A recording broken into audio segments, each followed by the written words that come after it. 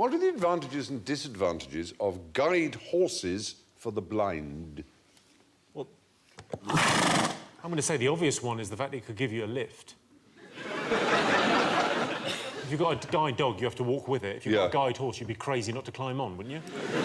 Yeah. You are aware they exist, though. Did you know that? I wasn't aware they existed. I can't wasn't imagine either. it. It's a nice surprise. You didn't know? No. They use these miniature horses as guide horses. But hang on, I'm sorry. Are So there's a blind horse? person walking a Shetland pony. And it's smaller even than a Shetland pony. Oh, okay, and even smaller. But is a blind person must be aware of the people whispering, "Oh God, somebody's nicked their dog." You can see how small they are. Oh, well, it's a falabella, then. It's even smaller. Exactly. It's tiny very, one. very small. And Toy. there are many bigger dogs than that. Anyway, what are the advantages of a horse rather than a dog? Well, the food's much nicer, isn't it? Yeah, It's nicer. It's cooler, you know. It's cooler. It's cooler, you know. You got a falabella pony, for God's sake. You got a tiny miniature pony. Well, it looks hard, doesn't Bragging it? You rights. know. You It could carry a shopping on its back. Yeah. Shopping on its back is Carry it or pull a little trolley as well. They're quite good at hardy pulling Some animals. people, not many, are allergic to dogs. I would say more people are allergic to horses, I would have but thought probably if you're allergic to dogs, you may not be allergic to horses. It might not go and shag the leg of every passerby. Very helpful. If it does, though, it'd be more of a problem. They do have very good memories as well, horses. Do they? Yeah, they do. Very good memories.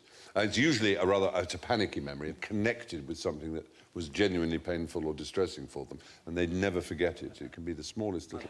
So they would remember the way to the shops if they're particularly frightened by the way to the shops some time ago, and you could just go, That would be a and the horse would immediately go to the shops. That would indeed be a disadvantage. They're flight animals rather than pack animals, and so they can spook. Another advantage, and it's a big one, is simply the relationship that you have with your animal is longer. Because they live, what, 30 years or something? 20 or 30 years, as opposed to a dog, 8 to 12 years. So that's a very, very strong advantage. Another one is simply their stamina is greater than dogs, of course. But can you house train a horse like a dog? Oddly enough, you can. I mean, not as well as a dog, it must be said, Occasional but accident. pretty well. The disadvantages in restaurants tend to have a policy of no horses, or at least don't have a positive yes to horses policy. And also the other disadvantage is if you go into a bar or somewhere where a dog is welcome, the dog can curl up and go to sleep. Or go under the table.